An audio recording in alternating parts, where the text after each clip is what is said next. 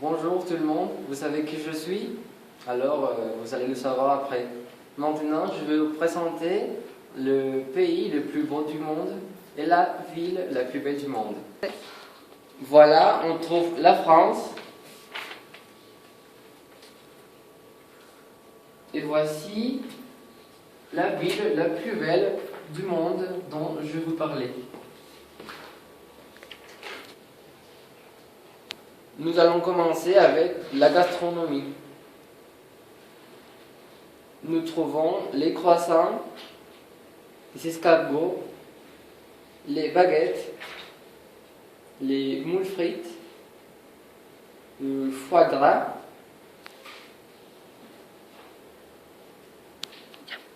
On va parler maintenant du tourisme. Le pont des Arts. Le premier pont en fer est reconstruit par Jacques Chiccax, appelle l'attention des photographes, peintres et touristes. On peut y trouver des couples qui veulent symboliser son amour éternel, à travers de la coutume de fermer un verrou et lancer la clé au sel.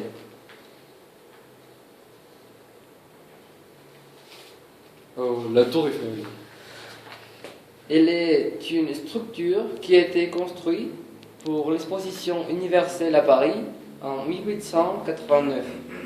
Au début, la tour Eiffel a été peu appréciée par les Parisiens, y compris beaucoup d'artistes et scientifiques, lesquels ont protesté à cause de sa construction. Maintenant, c'est le monument le plus représentatif de la France. Le musée du Louvre a été ouvert en 1793 avec beaucoup de peintures et une grande collection d'œuvres d'art. Il est composé d'œuvres procédantes de l'Égypte, l'Orient, de la Grèce, etc. L'organisation de toutes ces collections a été dirigée par Jean-Luc Martinez et Laure de Rochebrune. Ce musée est un des plus importants dans le monde entier.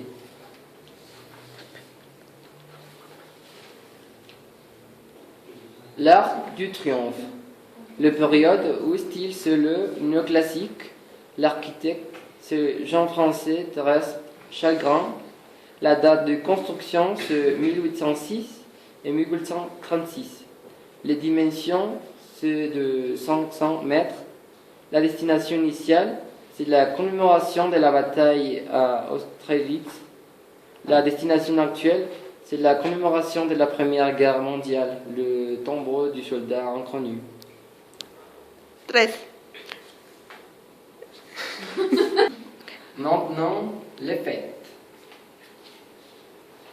La musique commence le 21 juin 1982. C'est lié au solstice d'été boréal et sur de certaines nuisances sonores et l'objet de nombreuses plantes. Le Festival de Cannes. Le Festival de Cannes, il est fondé en 1946 sur un projet de Jean Sey.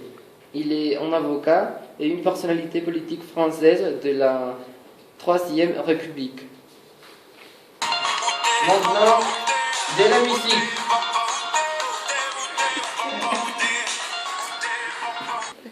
Nous avons d'abord Jean Tiersin. Il est un auteur, compositeur, interprète français. En 2001, il devient mondialement connu par sa composition de la bande originale Jean-Pierre Jeunet, Le fabuleux destin d'Amélie Poulain. Bien sûr, on trouve Edith Piaf. Elle est née le 19 décembre 1915 et décédée le 10 octobre 1963 à l'âge de 47 ans. Son vrai nom, c'est Giovanna Cassion, était une chanteuse française de musical. Aussi, elle fut aussi comédienne au théâtre et au cinéma. Son répertoire comme La vie en rose.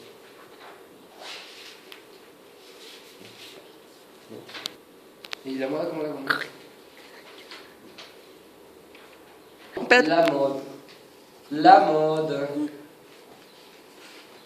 Coco Chanel, c'est une modiste et une grande couturière célèbre par ses créations de haute couture et surtout des parfums.